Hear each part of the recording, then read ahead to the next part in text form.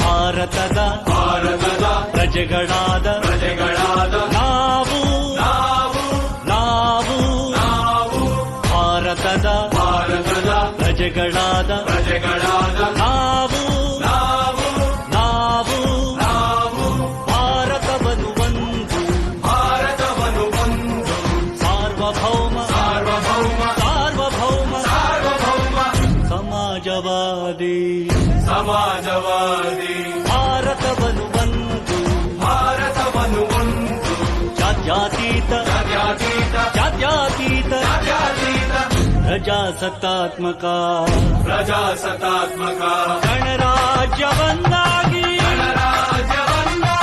ರೂಪಿಸುವುದಕ್ಕಾಗಿ ಭಾರತೀಯರೆಲ್ಲರಿಗೂ ಸಾಮಾಜಿಕ ಆರ್ಥಿಕ ಮತ್ತು ರಾಜಕೀಯ ನ್ಯಾಯವನ್ನು ವಿಚಾರ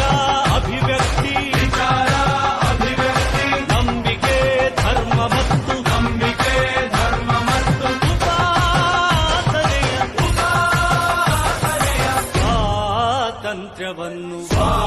ಸ್ವಾತಂತ್ರ್ಯವನ್ನು ಸ್ಥಾನಮಾನ ಮತ್ತು ಅವಕಾಶಗಳ ಸಮತೆ ದೊರೆಯುವಂತೆ ಮಾಡಲು ವ್ಯಕ್ತಿ ಗೌರವ ದೇಶದ ಏಕತೆ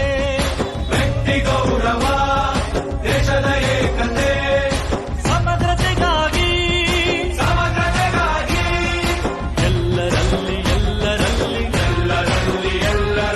ಭ್ರಾತೃತ್ವ ಭಾವವನ್ನು ಮೂಡಿಸುವುದಕ್ಕಾಗಿ ದೃಢ ಸಂಕಲ್ಪ ಮಾಡಿ ನಮ್ಮ ಸಂವಿಧಾನ ಸಭೆಯಲ್ಲಿ 1900